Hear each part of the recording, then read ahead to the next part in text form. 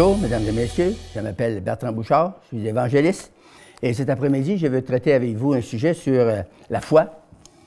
C'est un sujet très vaste, c'est un sujet qui est très discutable, très discuté aussi. Alors, pour ce faire, je vais lire avec vous dans l'Épître aux Hébreux, le premier chapitre, le premier verset du chapitre 11. La Bible nous dit « Or, la foi est une ferme assurance des choses qu'on espère, et c'est une démonstration de celles qu'on ne voit pas. » Et ça dit pour l'avoir possédé. Les anciens ont obtenu un témoignage favorable, car c'est par la foi que nous reconnaissons que le monde a été formé par la parole de Dieu, en sorte que ce que l'on voit n'a pas été fait de choses visibles. La foi, c'est une substance invisible. Alors cet après-midi, lorsqu'on va partager cela, j'aimerais juste vous dire que vous analysez quelques mots. C'est quoi le mot foi, premièrement? Le mot foi, c'est un nom féminin, c'est un mot latin qui se dit bien fides, et c'était exactitude à remplir ses engagements. Quand vous parlez avec quelqu'un, vous pouvez même reconnaître si c'est un homme de foi ou une femme de foi à cause de leur engagement. La parole d'un homme, la parole d'une femme aujourd'hui, ça va déterminer la foi que cet homme-là ou cette femme-là possède ou a dans son esprit, dans son cœur. La foi, c'est une assurance. La foi, c'est la confiance. C'est une conviction. Et le plus beau mot que j'ai trouvé pour définir la foi, c'est la conviction ou la confession. Si vous croyez quelque chose, vous allez le confesser. Si vous ne le croyez pas, vous ne le confesserez pas. Alors, est-ce que vous pouvez me suivre? Est-ce que vous comprenez? Par exemple, quand j'ai rencontré mon épouse, il y avait un monsieur qui travaillait avec moi, puis il me disait toujours garçon, M. Bouchard. Fait que je disais oui. Un bon jour, je rencontre mon épouse. Le matin, on arrive pour travailler, il dit toujours garçon, M. Bouchard. J'ai dit non. J'ai trouvé une belle madame hier au soir, puis là, j'explique ma femme, il dit ça, une belle femme, elle est fine, elle est propre, elle est gentille. J'y vantais ma femme. Fait que le gars, il dit, donnez-moi donc son numéro. Voyez-vous, la foi, c'est ça, c'est une substance qui est vraiment, il faut que se manifeste par une confession. Et si vous dites que vous avez la foi, puis en Jésus, puis vous confessez jamais Jésus, ça veut dire tout simplement que votre foi est fausse. Vous n'avez pas une vraie foi. Alors la foi, vous devez être sur l'objet ou la personne que vous avez. En l'occurrence, on croit en Jésus-Christ comme sauveur, comme guérisseur, comme délivreur, comme le Seigneur qui nous protège, qui nous garde. Eh bien, voici, on doit le confesser. Si on le confesse, c'est ça un homme ou une femme de foi. Alors, si j'ai pris aussi le mot ferme. La foi, c'est une ferme assurance. Le mot ferme, ça veut dire ceci. C'est un adjectif et un adverbe. C'est un mot latin qui dit fermus, qui a de la consistance. Le mot ferme, ça veut dire quelqu'un de coriace, de courageux, quelqu'un qui est décidé, quelqu'un qui est déterminé. Amen? Maintenant, la Bible nous dit que c'est une ferme assurance. L'assurance, c'est un nom féminin, c'est un verbe français qui dit assurer. Ça veut dire mettre en confiance quelqu'un. Ça veut dire quelqu'un qui a de l'aplomb, quelqu'un qui a de l'audace, quelqu'un qui a du caractère, qui a de la certitude, qui a de la fermeté. C'est une ferme assurance des choses qu'on espère, la Bible dit, et c'est une démonstration de celles qu'on ne voit pas. Alors, qu'est-ce que ça veut dire, le mot démonstration?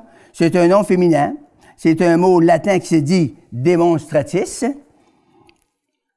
C'est un raisonnement qui prouve avec évidence des expériences, la manifestation, une preuve ou un témoignage de quelque chose. Donc, la foi, c'est une ferme assurance des choses qu'on espère. Et c'est une démonstration de celles qu'on ne voit pas. Alors, pour vous prouver cette écriture-là, je veux juste vous parler avec d'autres écritures pour confirmer. On va aller dans Luc, le chapitre 17, le verset 5. L'Évangile de Luc, chapitre 17 et le verset 5, nous lisons ceci. Les apôtres dirent au Seigneur, « Augmente-nous la foi. » Voyez-vous? On peut pas prier tout à fait comme ça. Là, le Seigneur leur a dit, là, tout de suite comment faire.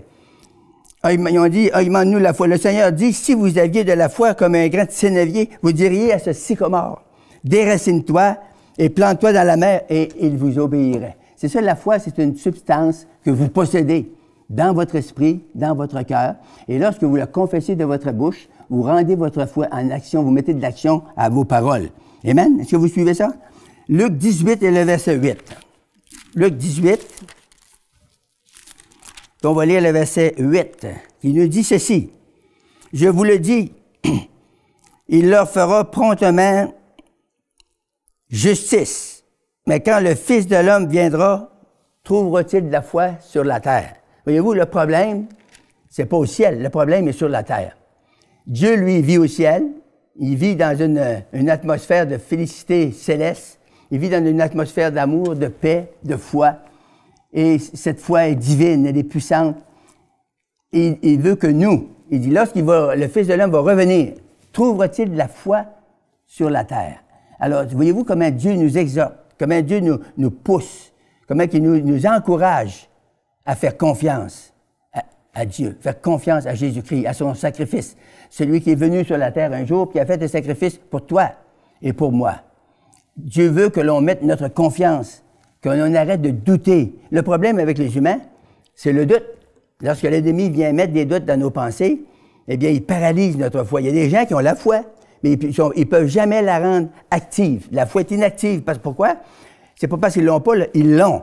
Mais le doute vient paralyser la foi qu'ils ont, et là, la foi est inactive. Et c'est pour ça que la Bible nous exhorte à se confier dans la parole de Dieu, à le témoigner, à le confesser et à apprendre à se fier au Seigneur. On va aller dans Romains 10 et le verset 17. Une belle écriture qui parle là. Romains 10 et le verset 17. Wow! Ainsi, la foi vient de ce qu'on entend. Et ce qu'on entend vient de la parole de Christ. Est-ce que vous trouvez ça merveilleux? La foi vient de ce qu'on entend, et ce qu'on entend vient de la parole de Christ. Si on veut avoir la foi, bien, il va falloir lire la Bible. Il va falloir que vous mettez la parole de Dieu en vous. La Bible dit, la foi vient de ce qu'on entend. Si vous n'entendez jamais la parole, vous ne pouvez jamais avoir la foi. Alors, ça vient comment? La Bible dit, la foi vient en entendant la parole. C'est pour ça que je vous exhorte à lire la parole de Dieu, à écouter la parole de Dieu par des messages, ou à écouter des cassettes, ou écouter des DVD. Remplissez-vous de la parole. Et si vous êtes rempli de la parole, vous allez être un homme, une femme de foi. Parce que la Bible dit, la foi vient de ce qu'on entend. Et ce qu'on entend, ça vient de la parole de Christ. Alléluia. On va aller dans le chapitre 14. Romains 14 et le verset 23. Ça dit, mais celui qui a des doutes, voyez-vous là, au sujet de ce qu'il mange, il est condamné. Voyez-vous comment ce doute travaille avec ça, là? C'est la foi ou le doute. Si vous vivez dans la foi, ça veut dire que vous faites confiance à Dieu. Si vous ne vivez pas dans la foi, bien, vous vivez dans le doute. Et si vous vivez dans le doute, vous ne pouvez pas avancer, vous ne pouvez pas progresser, vous ne pouvez pas marcher de progrès en progrès ou de gloire en gloire. Alors, vous n'agissez pas par conviction. C'est ça qu'est la foi. Il dit, tout ce qui n'est pas le produit d'une conviction, et la Bible nous dit même que c'est péché. Fait que c'est grave, hein? Il faut mettre notre confiance en Jésus, puis rester notre confiance là. Et lorsque notre foi est en Jésus, ça fait du monde heureux. Vous avez vu du monde qui sont heureux, là? Quand vous rencontrez des croyants, je ne parle pas des chrétiens seulement, quand vous rencontrez des croyants, ça, c'est du monde heureux. Tout le monde va vous dire ça. Vous êtes, hey, c'est que tu es heureux. C'est quoi ta recette? Pourquoi tu es heureux? Eh bien, c'est facile. Un jour, j'ai accepté Jésus-Christ dans ma vie. Et quand j'ai accepté Jésus-Christ, il a changé ma vie. Fait qu'il m'a donné l'amour, il m'a donné la paix, il m'a donné la joie, il m'a donné la patience, la bonté, la bénédiction, la fidélité, la douceur. Il m'a donné le fruit de l'esprit. Parce que le fruit de l'esprit, il y en a qui disent, Seigneur, donne-moi de l'amour, parce que là j'en veux à lui, là, puis si tu ne me donnes pas d'amour, là, je ne sais pas ce qui va y arriver. Mais c'est pas ça qu'il faut que tu demandes. Il faut que tu demandes au Seigneur qui te donne de l'esprit.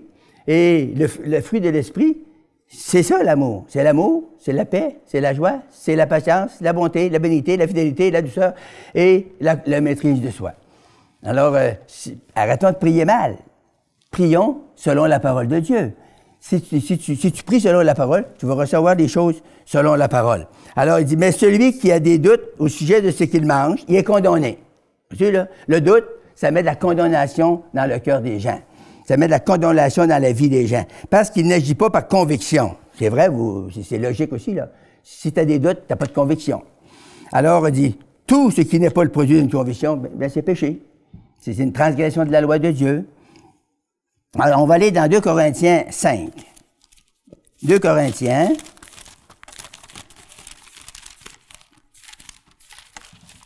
« 5 et le verset 17. Wow! Si quelqu'un est en Christ. 5, 7, excusez-moi. Ah oui. Car nous marchons par la foi et non par la vue. On marche par la foi. Quand on accepte Jésus-Christ, là, on met notre foi dans la parole de Dieu. On met notre foi en Jésus-Christ. Donc, la foi, c'est une confiance, c'est une confession, c'est une conviction totale. Alors, quand on met notre foi en Jésus, dans la parole de Dieu, eh bien, qu'est-ce qu'on fait? Ben, on marche par la foi. On ne marche pas par la peur, on marche pas par la vue. Par la vue puis la foi, c'est contraire. Il y a beaucoup de choses, par exemple, si vous priez pour une maladie, puis vous regardez la maladie de la personne, surtout une plaie ouverte ou quelque chose comme ça, c'est sûr que là, votre foi va être paralysée bien raide par le doute. Tu sais, ça prend une conviction dans votre cœur. C'est Jésus qui l'a dit. C'est pas le doute. C'est pas l'ennemi. C'est pas des puissances des ténèbres qui viennent alentour de vous pour vous envahir. Vous mettez votre foi dans la promesse de Dieu que Dieu vous a donnée. Qui a dit, allez, guérissez les malades, chassez les démons, ressuscitez les morts. Vous avez prêché l'Évangile, vous avez reçu gratuitement. Donné gratuitement. Alors, nous marchons par la foi et non par la vue. Il faut qu'on arrête de toujours se fier à ce qu'on voit. On en voit beaucoup de choses dans le monde. Mais c'est ça qui tue la foi des humains. Si on regarde autour de nous, puis on regarde la télévision, si vous regardez les nouvelles aujourd'hui à la télévision, eh bien, vous ne pourrez pas avoir la foi. Parce que votre foi va être éteinte, votre foi va être diminuée, votre foi va être écrasée par les bourrasques qui se passent dans le monde aujourd'hui à travers les nations. Ça va mal partout. Il y a des violations, il y a des guerres, il y a des batailles, il y a des meurtres, il y a toutes sortes de choses qui vont arriver à vos yeux, qui vont vous apparaître à votre vue pour écraser votre foi. Alors, c'est là que vous et moi, il faut qu'on apprenne à mettre notre confiance en Jésus. Puis quand il va y avoir du bruit tout autour de vous, la Bible nous dit qu'il va y en avoir toujours de ça. Il va y avoir des guerres, il va y avoir des bruits de guerre. Et aujourd'hui, vous l'entendez partout, là. Ça va mal partout, ça va mal à Moyen-Orient, ça va mal dans tous les pays d'alentour de nous. Nous autres, on est bénis. Ici, au Canada, on n'a pas encore été trop attaqués, mais faites attention, ça ne restera pas là. Ce qui se passe ailleurs, ça va se passer ici aussi. Fait que c'est là qu'il ne faut pas regarder à la vue, il faut regarder à notre foi, il faut regarder à notre confiance. Où qu'on a mis notre foi? On a mis notre foi en Jésus-Christ, qui est le Seigneur du ciel et de la terre, qui est le Créateur du ciel et de la terre. C'est lui qui est capable de nous garder, il est notre Sauveur. Lorsqu'on l'accepte, il devient notre Sauveur. Et celui qui nous a sauvés, il est capable aussi de nous garder et de nous préserver. Amen? Vous croyez ça? Eh bien, si vous croyez ça, ça va commencer à changer dans votre vie. Et je vous garantis à 100%. Alors, on va aller lire une autre écriture, c'est dans Galates. Tout de suite après. Galates 5 et le verset 6. On peut lire 5 avec. Hein? Ça dit, pour nous, c'est de la foi que nous attendons par l'Esprit, l'espérance et la justice. Car en Jésus-Christ, ni la circoncision, ni l'incirconcision n'a de la valeur, mais la foi qui est agissante dans la charité. Ah, ça, j'aime ça. La Bible dit que ce que Dieu s'attend de nous, il veut qu'on ait une foi qui est agissante dans l'amour, dans la charité. Et si vous faites ça, eh bien, vous êtes agréable à Dieu. Si vous êtes agréable à Dieu, vous avez sa faveur. Alors Dieu va vous faire grâce, il va vous bénir, il va vous donner le désir de vos cœurs, il va vous transformer, il va vous changer, et vous allez être une personne très remarquée. Parce qu'aujourd'hui, ce n'est pas tout le monde qui sont remarqués à cause de leur paix, de leur repos, de leur confiance en Dieu. Non, c'est le contraire aujourd'hui, parce que tout le monde sont bouleversés. Bien, beaucoup, pas tous, mais beaucoup de monde sont bouleversés aujourd'hui parce qu'ils ont de la culpabilité dans leur cœur. Quand ils voient les événements fâcheux qui se produisent aujourd'hui, de violence et de toutes les guerres, tout ce qui se passe, bien, le monde sont nerveux, le monde sont stressés. Il y a même une femme qui m'a appelé la semaine passée, une femme qui a connu Dieu. Et puis elle me dit, Frère Bouchard, qu'est-ce que vous en pensez, vous, de ces sports allemandes, là? Bon, j'ai rien à penser, rien pantoute. Elle dit, mais vous n'avez pas peur? J'ai dit, non, j'ai pas peur. Mais elle dit, moi, là, je dors plus, je suis plus capable de dormir, ça fait 2 nuits là, que je pense rien qu'à ça. Il y a même des grands hommes de Dieu qui ont prêché aux États-Unis puis qui ont dit que ça allait être terrible, le désastre qui allait arriver, là. J'ai dit, ouais, mais puis, t'es-tu sauvé? Ben, ouais. Bon, mais j'ai dit, écoute, là, si t'es sauvé, tu fais confiance au Seigneur, puis le Seigneur, il a promis de nous garder jusqu'à son retour. Alors, on n'a rien à s'en faire. Qu'il y ait des guerres, des bruits de guerre, qu'il y ait des violations, qu'il y ait n'importe quoi qui arrive autour de nous, bien, on doit rester calme. On doit faire confiance à notre Sauveur. Amen. On l'aime, on lui fait confiance. Et puis, il ne peut pas nous faillir. Il est infaillible. Il est gracieux, il est plein d'amour, il est plein de bonté. Et puis, nous avons sa faveur. Quand nous acceptons Jésus-Christ, on a la faveur de Dieu. C'est à nous de continuer dans cette voie-là et ne jamais lâcher. Eh bien, nous allons aller dans une autre écriture qui est 1 Timothée 1 et le verset 5. 1 Timothée 1, 5.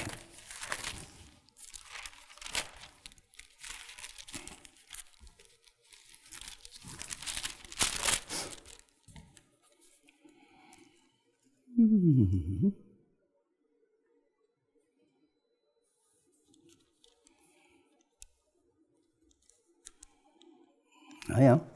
Oui, c'est ça. Le but du commandement, Timothée dit, c'est une charité venant d'un cœur pur et d'une bonne conscience et une foi sincère.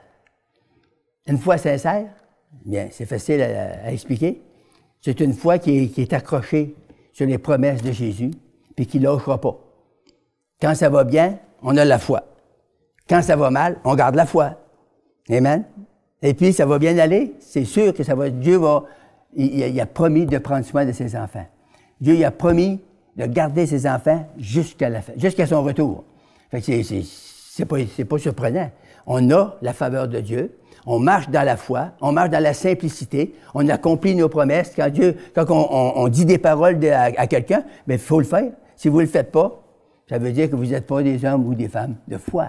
Et Dieu ne s'attend pas à ça. Dieu veut qu'on montre au monde que la faveur de Dieu est avec nous. On est des enfants de Dieu. On est des croyants. On n'est pas seulement des chrétiens. Parce que le mot chrétien, c'est écrit 3 fois dans la Bible. Le mot disciple, un croyant ou un disciple de Jésus-Christ, ça, c'est écrit des 200 fois, je pense, au-dessus de 200 fois dans la Bible. Dieu veut que quand on dit quelque chose, qu'on le fasse. Dieu veut que l'on observe ses commandements. Quand il veut qu'on observe ses commandements, ça veut dire ça, qu'on doit prendre nos petites pattes puis aller faire ce qu'on croit. On doit partir, on doit aller parler aux gens, leur parler de Jésus, vous donner votre témoignage. Sûrement, si vous avez été sauvé, vous avez un grand témoignage. C'est déjà beaucoup le salut. Et quand on est sauvé, on a le témoignage. Quand on a été guéri, bien, le témoignage est enrichi par une autre bénédiction. Là, vous dites ça au monde. Mais le monde, c'est pas tout il y en a du monde qui ont la foi. Parce qu'il y a dans le Nouveau Testament, nous voyons que Jésus a dit à une femme syrophénicienne qui n'était pas du peuple juif, qui n'était pas une chrétienne puis une croyante, là. Jésus il a dit, « Femme, ta foi est grande. » Puis il a dit à ses apôtres, une autre affaire qui était terrible, il a dit, « Gens de peu de foi. » Est-ce que vous me suivez? Gens de peu de foi, à ses croyants, à ses apôtres, mais à une femme qui était complètement païenne, qui était complètement en dehors du peuple de Dieu, Jésus il a dit, cette femme est une femme avec une grande foi. Est-ce que vous aimeriez ça vous faire dire que vous avez une grande foi? Jésus veut vous dire ça cet après-midi. Jésus veut que vous lui faites confiance. Il veut que vous appreniez à vous confier dans ses promesses, à vous confier dans sa parole. Comme Jacques nous dit ceci. On va aller dans Jacques 2 et le verset 17. Jacques tout de suite après Hébreu. Jacques 2, 17. Merci Seigneur.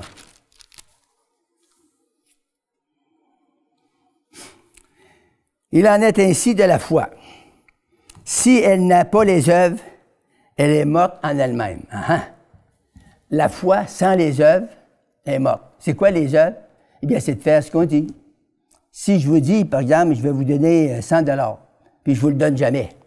Donc, j'ai pas la foi. Parce que la foi sans les œuvres, elle est morte. Donc, la foi que j'ai est inutile. Vous comprenez? Alors, il faut mettre des pattes à nos paroles. sais pas si c'est comprenable comme ça. Il faut faire ce que l'on dit. Et c'est ça qu'on appelle un homme ou une femme de foi. Des gens qui ne font pas juste parler, mais qui font que c'est qu'ils disent. Puis ici, au verset...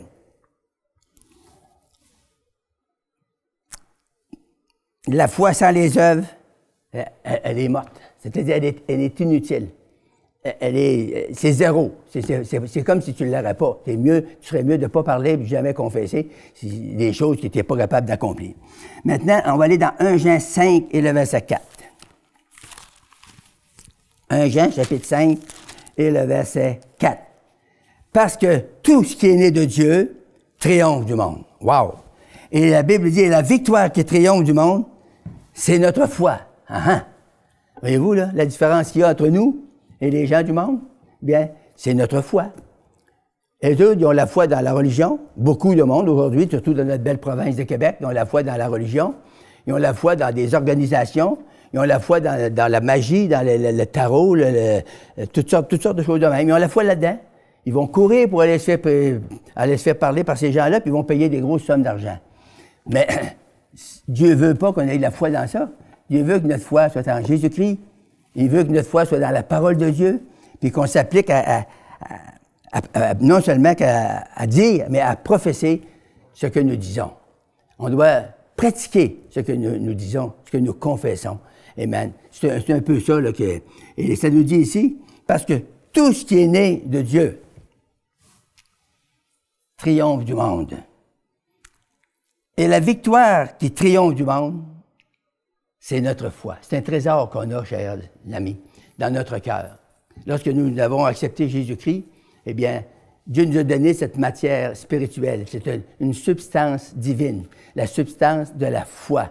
Et c'est quelque chose que le monde ne voit pas. C'est pour ça que le monde ne peut pas comprendre. Quand le monde vous voit vivre, vous voit y aller, puis il voit que vous avez Dieu répond à vos prières, il voit que vous avez des promesses qui sont accomplies dans votre vie, et là, ils sont tous surpris, puis ils ne reviennent pas. Pourtant, c'est facile. Moi, Dieu m'a promis des affaires, puis il y avait une chose qui n'a pas été accomplie, mais toutes les autres choses que Dieu m'a promis, Dieu les a accomplies. Pourquoi? Parce qu'il est fidèle à ses promesses. Dieu ne peut pas dire de quoi puis pas le faire. Ce qu'il a dit, il va le faire. Ça, c'est sûr à 100%. Fait que là, hier au soir, on est allé dans une assemblée à Montréal. Et puis, il y a une promesse que Dieu m'a faite il y a longtemps. Puis le monsieur, il m'a jamais vu ni connu. Puis il a parlé à la fin de la réunion, il est venu prier pour moi, me donner une petite parole. Il a donné la parole, il m'a donné exactement la parole. Il a dit, Dieu t'a fait des promesses. Puis il dit, ils ne sont pas toutes accomplies, mais ils vont s'accomplir maintenant. Voyez-vous? Là, j'ai la conviction, j'ai la ferme assurance, j'ai cette foi ferme dans mon cœur que Dieu va accomplir soudainement ses promesses qu'il m'a faites. Il ne peut pas mentir, puis il ne peut pas faillir. Alors, on a peur de quoi? Ben, on ne peut pas avoir peur de rien. Il s'agit pour nous de s'appuyer sur ce que Dieu l'a dit. Dieu va le faire. Amen? Il dit ici, parce que tout ce qui est né de Dieu triomphe du monde. Alors, on est né de Dieu, on est né de Dieu, ça veut dire être né de nouveau. Est-ce que vous avez entendu parler de la nouvelle naissance? La nouvelle naissance, dans Jean 3:3, Jésus a dit à un vieux prêtre juif, il a dit, qu'est-ce qu'il faut faire pour hériter la vie éternelle? Jésus a dit, il faut naître de nouveau. Mais il dit, un monsieur qui avait au moins, dans la soixantaine, 70 ans, mais il dit, comment est-ce qu'un homme peut naître quand il est rendu vieux, âgé, à 70 ans? Peut-il rentrer dans le sang de sa mère et renaître? Voyez-vous comment est-ce que le monde sont ignorants? Le monde ne peut pas comprendre. Ça ne se comprend pas, le salut, ça s'accepte par la foi. Alors, Jésus, il a dit non. Il dit, il faut que tu naisses d'eau et d'esprit. L'eau de la parole et l'esprit qui descend sur la parole. Amen. Écoutez bien ceci, là. Ça, c'est un ainsi par l'Éternel. Je vais vous donner une parole prophétique. Si cet après-midi, lorsque vous écoutez cette parole de Dieu, puis vous la mettez dans votre cœur, la parole de Dieu l'Esprit de Dieu va descendre sur la parole que vous écoutez. Et là, vous allez être touché par la parole de Dieu. La puissance de Dieu. Votre foi va rentrer en action. Et là, ça fait agir Dieu. Et c'est merveilleux. Ça dit, tout ce qui est né de Dieu triomphe du monde. Ça nous donne cette victoire qui triomphe du monde. C'est notre foi. C'est comme un soldat qui va à la guerre. S'il n'y a pas d'arme, il est sûr qu'il va se faire tuer. Il va se faire défaire. Mais s'il y a son arme avec lui, il va pouvoir se défendre. Fait que nous autres, l'arme, c'est la parole de Dieu. C'est notre arme, c'est l'épée de l'esprit. Fait que quand l'ennemi vient, puis il vient sur vous, bien, c'est à vous de prendre l'épée, la parole, répondre avec la parole de Dieu, confesser la parole, crier la parole de Dieu, dire au monde que vous avez la parole de Dieu dans votre esprit, dans votre cœur, et que vous avez peur de rien. Pourquoi? Parce que vous êtes invincible. Tant que Dieu veut que vous soyez sur la terre, vous êtes invincible. Saviez-vous ça? Parce que Dieu vous veut dans votre entier. Dieu veut que vous soyez un témoignage vivant. Dieu veut qu'on dise des choses de la parole, mais qu'on les fasse, qu'on les pratique. Et ça plaît à Dieu. C'est une faveur qu'on a de Dieu. Chers amis, cet après-midi, il veut que tu donnes ta vie à lui. Il veut pas que tu t'apponnes dans la religion. Tu vas t'apponner encore 25, 30 ans, puis tu vas être encore pareil. Tu changeras pas. J'ai été 25 ans dans la religion, puis ça m'a pas changé. C'est sûr que c'est qui m'a changé? C'est quand j'ai accepté Jésus. Je suis venu comme un petit bébé. J'ai crié, Jésus, j'étais misérable et pécheur, sauve mon âme. Et la puissance de Dieu a tombé sur moi. Il a changé ma vie radicalement. Même les amis disaient, qu'est-ce qui t'est arrivé, Bouchard? On te reconnaît plus. Tu bois plus, tu fumes plus, tu sacs plus, tu corroilles plus, tu fais plus ci, tu fais plus ça. C'est Jésus qui a changé ma vie. J'ai aucune gloire, j'ai aucun mérite, parce qu'il a changé ma vie complètement par la puissance de la parole de Dieu. Amen. Hallelujah. Alors, on va faire une petite prière ensemble. Êtes-vous prêts? Dites, Seigneur Jésus-Christ, je te confesse cet après-midi comme le Sauveur et le Seigneur de ma vie. Et je te demande, dans ton précieux nom, de guérir toute maladie et toute infirmité dans mon corps par tes meurtrissures. Parce que la Bible dit, par les meurtrissures de Jésus, vous avez été guéris. Alors, si vous croyez ça, ça va s'accomplir aujourd'hui. Amen. Là, je vois une femme qui a un cancer, là, qui souffre d'un cancer du foie. Et Dieu va te guérir après-midi, madame. Dans le nom de Jésus-Christ, je maudis le cancer. Je commande à ce cancer, sors de cette femme dans le nom puissant de Jésus-Christ. Je déclare la délivrance. Je déclare la guérison complète, totale et définitive. Sois bénie, madame, au nom puissant de Jésus-Christ. Appelle, enseigne-moi et témoigne ce témoignage que Dieu t'a donné cet après-midi. Alléluia. Alors que Dieu vous bénisse abondamment et continuez à vous accrocher à la parole de Dieu. Lâchez pas. Il n'y a pas d'autre solution. Il n'y a pas d'autre amour, il n'y a pas d'autre paix, il n'y a pas d'autre... toutes les autres choses, c'est des choses de la chair, c'est des œuvres de la chair, c'est des choses qui vont passagères. Mais la parole de Dieu, la Bible dit, demeure éternellement. Jamais Dieu va vous quitter. Il a promis d'être avec vous tous les jours, jusqu'à la fin du monde. N'est-ce pas merveilleux? C'est Dieu qui a dit ça. Dieu, c'est un Dieu d'amour. Il est un Dieu fidèle à ses promesses. Il nous aime tellement, il veut qu'on soit bénis, il veut qu'on soit heureux. Il veut que tu sois heureux cet après-midi, là. Fait que lâche pas. Accroche-toi à la parole. Achète-toi une Bible à quelque part. Trouve-toi une Bible. Lis la parole. Fortifie ta foi. Plus tu vas lire, plus tu vas avoir la foi. Plus tu vas grandir. Amen. Gloire à Dieu. Cette émission est rendue possible grâce au précieux soutien des partenaires d'Enseigne-moi Canal International. Retrouvez tous nos programmes sur emcitv.com.